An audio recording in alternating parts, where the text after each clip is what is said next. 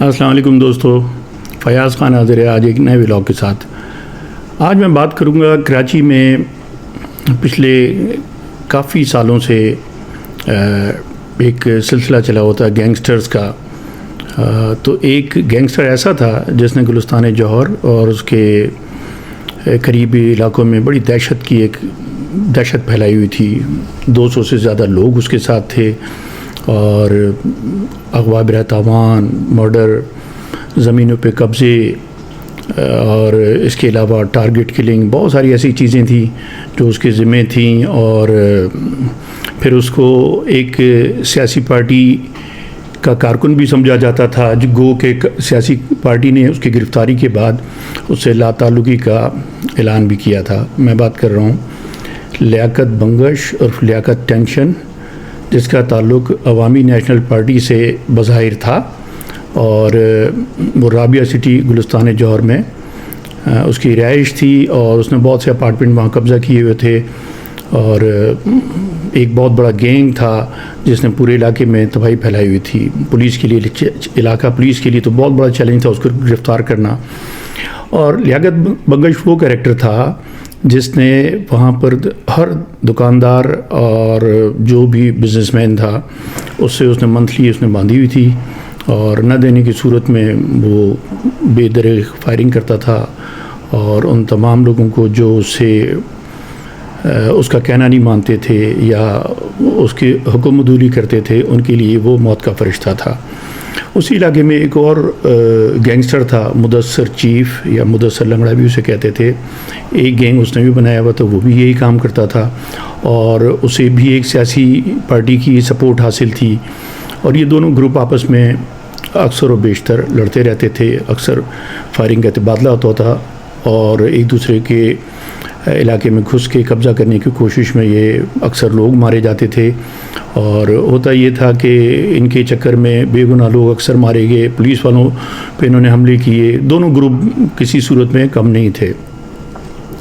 گلستان جوہر میں جب یہ اس قسم کی بدامنی پھیلی ہوئی تھی، میں بات کر رہا ہوں 2010 اور 2011 کی، تو سی ٹی ڈی میں اس وقت سی آئی ڈی میں ہمیں آئی جی کی طرف سے ٹاسک دیا گیا۔ آئی جی صاحب تھے ہمارے فیاض لغاری صاحب، انہوں نے خصوصی طور پہ مجھے بلا کے کہا کہ کسی بھی صورت میں اس کو پکڑو، اس لیے کہ بدامنی کا یہ عالم تھا کہ اس کے خلاف لوگوں نے تھانے جانا بھی چھوڑ دیا تھا، اور پولیس تو وہاں سے گزرتی ہی نہیں تھی اس روڈ سے۔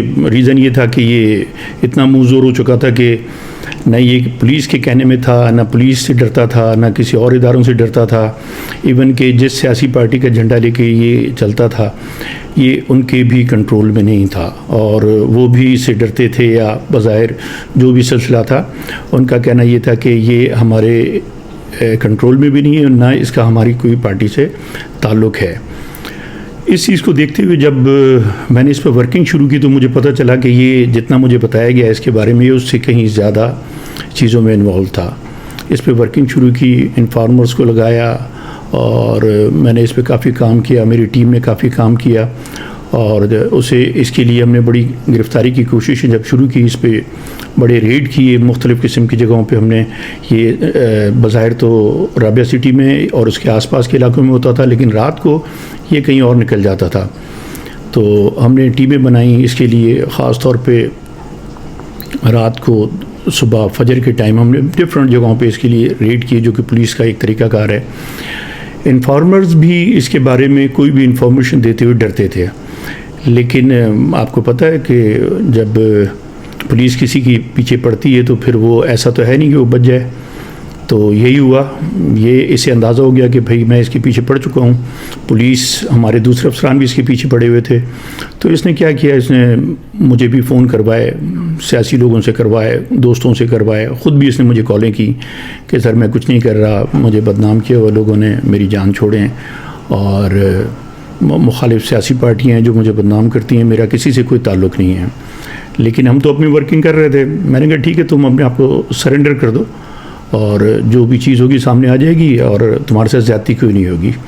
لیکن وہ لیاقت ٹینشن تھا، وہ کہاں سے سرنڈر کرتا؟ اس نے دیدہ دلیری کے ساتھ اس نے مقابلہ کرنے کی کوشش کی کہ میں ٹھیک ہے، میں علاقے میں بیٹھا ہوں، جو آپ سے ہوتا ہے کر لو۔ یہ جہاں تک تعلق ہے لیاقت بنگش عرف لیاقت ٹینشن کا، یہ رابعہ سٹی گلستان جوہر کا علاقہ ہے، اور اس کے جو فلیٹس ہیں یہاں پر لیاقت بنگش قابض تھا۔ نہ صرف یہاں پر بلکہ اطراف کے بھی فلیٹس اور کئی مکانات پر اس کا قبضہ تھا۔ اس کا اپنا پورا ایک گینگ تھا اور اس میں کئی لوگ تھے، اسلحہ ان کے پاس موجود ہوتا تھا، بھتے لیتے تھے، کروڑوں کے بھتے یہ بلڈر سے، دکانوں سے، مختلف کاروباری حضرات سے وصول کیا کرتے تھے۔ اور صرف گلستان جوہر میں ہی نہیں بلکہ شہر بھر میں لیاقت بنگش کا نام چلتا تھا، اس کا ایک خوف تھا، لوگ اس سے ڈرتے تھے اور وہ اپنے مخالفین کو قتل کرتا تھا، جن میں بڑی تعداد متحدہ قومی موومنٹ کے لوگوں کی تھی۔ اور اس زمانے میں متحدہ قومی موومنٹ کا گلستان جوہر میں یونٹ آفس تھا، اور وہاں لیاقت بنگش نے اپنے ساتھیوں کے ساتھ حملہ کیا، جس کے نتیجے میں MKM کے کئی کارکن مارے گئے، زخمی بھی ہوئے۔ اور اس کا بنیادی تعلق عوامی نیشنل پارٹی سے تھا، لیکن اسی زمانے میں عوامی نیشنل پارٹی سندھ کے سربراہ شاہی سید نے اعلان کیا تھا کہ لیاقت بنگش کا ان کی پارٹی سے کوئی تعلق نہیں ہے، اخراج کا اعلان کر دیا تھا۔ لیکن لیاقت بنگش اپنے طور پر اتنا مضبوط ہو چکا تھا، اس کا گینگ اتنا طاقتور تھا کہ اس کو پھر شاید ANP کی چھتری کی بھی ضرورت نہیں تھی۔ یہاں اسی علاقے میں مدثر چیف کے نام سے ایک اور گینگ تھا جس کے ساتھ ان دونوں کی اکثر آپس میں لڑائیاں ہوتی رہتی تھیں، فائرنگ ہوتی تھی، کئی لوگ ایک دوسرے کے انہوں نے مارے۔ اور یہاں پر لیاقت بنگش کی طاقت کا یہ عالم تھا کہ یہ علاقے جو MKM کے زیر اثر تھے، MKM کو بھی یہاں سے پیچھے ہٹنا پڑا اور کئی جگہوں سے ان کو اپنے یونٹ آفس بھی وہاں سے بند کرنا پڑے۔ اس کے ساتھ جو فیاض صاحب ایک اہم چیز ہے وہ ہمیں یاد رکھنی چاہیے کہ 2008 سے لے کے 2012 تک کا یہ وہ دور ہے جب پیپلز پارٹی، متحدہ قومی موومنٹ اور عوامی نیشنل پارٹی وفاق اور صوبے میں اتحادی تھے، حکومت میں باقاعدہ طور پہ شامل تھے، اور دن میں پورا دن اور رات قتل و غارت گری ہوتی رہتی، ایک دن میں 30 لوگ مارے جاتے ہیں۔ اور اس کے بعد پریس کانفرنس کرنے جب پیپلز پارٹی، متحدہ قومی موومنٹ اور عوامی نیشنل پارٹی کے لیڈرز اکیلے بیٹھتے تو ایک دوسرے پر الزامات عائد کرتے تھے کہ ان کی پارٹی نے میرے لوگ مار دیے یا اس واقعے میں یہ ملوث ہے۔ تو یعنی حکومت بھی انہی کی تھی، قتل و غارت گری کے الزامات بھی یہ لوگ ایک دوسرے پہ لگاتے تھے، اور کئی بے گناہ شہری اس دوران جو ہے اس عرصے میں مارے گئے۔ تو لیاقت بنگش بھی اس زمانے کا ایک اہم کردار تھا جو کراچی کے امن و امان کو خراب کرنے کے حوالے سے اس کو فراموش نہیں کیا جا سکتا، کیونکہ ایک طاقتور کردار کے طور پر وہ نہ صرف موجود رہا بلکہ اس کی دہشت بھی تھی، وہ دہشت کی علامت تھا، اور اطراف کے علاقوں میں اس ہتھے لینا، قتل کرنا اور لوگوں کے مکانات پہ، پلاٹس پہ قبضے کرنا، یہ اس کا معمول تھا، اور وہ اپنے گینگ کے ذریعے سارے کام لیا کرتا تھا۔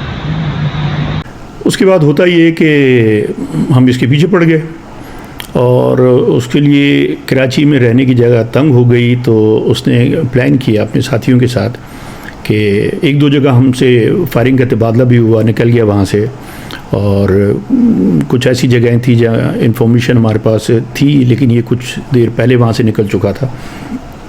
اس کے لیے پھر ہم نے پلان کیا، اور اس کو ہم نے کوشش کی کہ چونکہ علاقے میں لوگ اس سے ڈرتے ہیں اور کوئی اس کے بارے میں انفارمیشن بھی نہیں دے گا اور پکڑوائے گا بھی نہیں، تو ہم نے ایک پلان کیا، اور اس کو جو کہ ایک اسٹریٹجی ہوتی ہے ہمیشہ سے پولیس کی، اور میں تو خاص طور پہ یہی کرتا تھا، اگر کوئی اپنے ایسے محفوظ علاقے میں کوئی گینگسٹر نہیں پکڑا جاتا تھا، جیسے لیاری میں ہوتے تھے، ارشد پپو کو ہم نے بھگایا تھا اور بھگا کے پکڑا، اس کے اور ایسے بہت سارے لوگوں کے ساتھ کیا ہے۔ پولیس ہمیشہ ایسی کرتی ہے کہ کوشش کرتی ہے جہاں اس کا اسٹرانگ ہولڈ ہو وہاں سے اس کو کسی طریقے سے نکالا جائے۔ ریزن یہ کہ لوگ مزاحمت کرتے ہیں، مقامی لوگ ڈر سے یا اس کی حمایت میں، جو بھی گینگ ہوتا ہے زیادہ نقصان کا اندیشہ ہوتا ہے پبلک کا بھی، تو اس کو دیکھتے ہوئے ہم نے کوشش کی اور ٹریپ کیا، اس کو بنایا اس کے لیے، اور اس کو ہم نے خوف زدہ کر کے اتنے ریڈ کیے کہ خوف زدہ ہو کے کسی طریقے سے اپنے محفوظ جگہ سے نکلے۔ اور اس نے یہ پلان کیا کہ وہ کوہاٹ کا رہنے والا تھا، اس نے پلان کیا کہ اپنے ساتھیوں کے ساتھ وہ کوہاٹ چلا جائے گا۔ ہمارے پاس پوری انفارمیشن تھی، ہم نے ٹریپ کیا، اور اس کو کوہاٹ جاتے ہوئے ہم نے اس کو تو کراچی سے پکڑا تھا، اس کے باقی کچھ ساتھی تھے ان کو اندرون سندھ رانی پور سے گرفتار کیا راستے میں، جب وہ کوہاٹ کی طرف جا رہے تھے۔ یہ دو مختلف ٹولیاں تھیں لیکن گینگ اسی کا تھا۔ ان لوگوں سے 4 کلاشنکوفیں، 1 ریپیٹر، ہینڈ گرنیڈ، کافی چیزیں ملی ان سے۔ اور جب ان سے انٹروگیشن شروع ہوئی تو انہوں نے بتایا کہ جی انہوں نے بہت زیادہ ان کی جرائم تھے، 200 سے زیادہ ان کے ذمہ کیسز تھے، جس میں مرڈر، کڈنیپنگ فار رینسم اور شارٹ ٹرم کڈنیپنگ تو بہت تھی. جب جی کرتا تھا کسی کو اٹھا کے لے آتے تھے بزنس مین کو، اور 2-4 گھنٹے بٹھا کے 5-7 لاکھ لے کے چھوڑ دیتے تھے. اس کے علاوہ target killing, high profile target killing تھی جو اس کے ذمہ تھی. مخالف سیاسی جماعتوں کے بلکہ ایک اس زمانے میں MQM کے دفتر پہ انہوں نے فائرنگ کی تھی، جس پہ بڑا شور مچا تھا. پوری گورنمنٹ اس پہ بڑی پریشان تھی. یہ ملزمان عادی مجرم ہیں اور پیشہ ور قاتل ہیں، اور کراچی میں جاری حالیہ ٹارگٹ کلنگ کے 100 سے زائد مقدمات میں ملوث ہیں. ان سے 4 عدد کلشنکوف، 1 ریپیٹر شاٹ گن اور 3 عدد ہینڈ گرنیڈ بھی برآمد ہوئے ہیں. ملزم لیاقت بنگش الف لیاقت ٹینشن رابعہ سٹی، گلستان جوہر، شارع فیصل، پہلوان گوٹ اور ایئرپورٹ کے علاقے میں دہشت کی علامت بنا ہوا تھا، اور 200 سے زیادہ مسلح افراد کے گروپ میں شامل ہیں. یہ گروپ ٹارگٹ کلنگ کے علاوہ اغوا، برات دامان، بھتہ خوری، ڈکیتی اور زمینوں پر زبردستی قبضوں میں بھی ملوث ہے. رابعہ سٹی، گلستان جوہر اور اس کے اطراف میں جتنے پولیس اسٹیشن ہیں 100 سے زائد مقدمات میں ملوث ہیں، اور جس میں ٹارگٹ کلنگ، زمینوں پہ قبضے، پولیس انکاؤنٹرز اور کڈنیپنگ کے کیسز ہیں. اور اس کو کل رات گلستان جوہر سے گرفتار کیا گیا ہے، اور اس کے ساتھ 4 دیگر لوگ ہیں، جن میں فیضان، اسد، عظیم اور لیاقت یوسف زئی، یہ ٹوٹل 5 لوگ ہیں. ان سے 4 کلشنکوف، 1 ریپیٹر اور 3 ہینڈ گرنیڈ برآمد ہوئے ہیں. یہ لیاقت بنگش کا جو گروپ ہے، یہ ریسنٹلی جو ٹارگٹ کلنگ ہوئی ہے اس میں بہت زیادہ کیسز ہیں جس میں یہ لوگ ملوث ہیں، اور انہوں نے کئی ایسے کیسز ہیں جو کہ حل نہیں ہوئے تھے، ان مقدمات میں بھی انہوں نے انکشاف کیا ہے کہ یہ لوگ ملوث ہیں. باقاعدہ ان کے ذمہ دار ہے، لیاقت بنگش ان کا ذمہ دار ہے. وہ نام لے کر باقاعدہ ان کے یونٹ آفس پر حملہ کیا ہے، وہ پہچانا کیا ہے کہ یونٹ پر فائرنگ ہوئی. فائرنگ کس نے کی؟ یہ لیاقت بنگش تو گھر کے چھت پر لیٹا ہوا، میں نے خود معلوم کیا کہ یونٹ بدامنی انتہا کو پہنچی ہوئی تھی، اور یہ اس میں اپنا بھرپور حصہ ڈال رہا تھا. تو اس ٹائپ کی کافی چیزیں تھیں اس کے ذمہ. جب اس نے بتانا شروع کیا تو ہم لوگ حیران رہ گئے. اس نے ایسی ایسی چیزیں بتائیں اور گینگ کے بارے میں تفصیلات بتائیں کہ ہمیں اندازہ نہیں تھا کہ اتنا منظم ہوگا. اس کے پاس تقریباً 150 سے 200 کے درمیان لڑکے تھے جو کہ چھوٹے چھوٹے گینگ تھے جو اس کے لیے کام کر رہے تھے. اور اس نے گرفتاریاں بعد میں بھی کروائیں، اور کافی کیسز تھے. جب اسے ہم نے چالان کیا، پولیس، پوری کراچی کی پولیس آئی، انہوں نے اسے انٹروگیشن کی، اپنے کیسز میں سے تفتیش کے بعد اسے گرفتار کیا. زیادہ تر کیسوں میں اس کے سامنے اس کے لیے کوئی گواہ اس کے خلاف کوئی آتا ہی نہیں تھا، مدعی نہیں آتے تھے. جب یہ جیل گیا تو جیسے کہ آپ کو پتہ ہوتا ہے جیل میں تو ان گینگسٹر کا کچھ بھی نہیں ہوتا، اور وہ ان کے لیے سمجھیں گھر کی حیثیت رکھتا ہے. جیل جا کر بھی اس نے اپنا گینگ اسی طریقے سے اندر سے چلاتا رہا.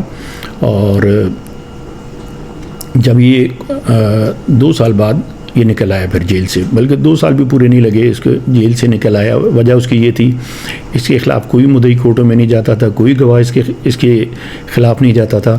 اور ہونا یہی تھا کہ کورٹیں تو جو آپ کے وٹنس ہوگا اس پہ فیصلہ کریں گی، جو مدعی بیان دے گا اس پہ فیصلہ کریں گی، جو ثبوت ہوں گے اسی پہ فیصلہ کریں گے. لیکن کچھ بھی اس کے خلاف ثابت نہیں ہو پایا.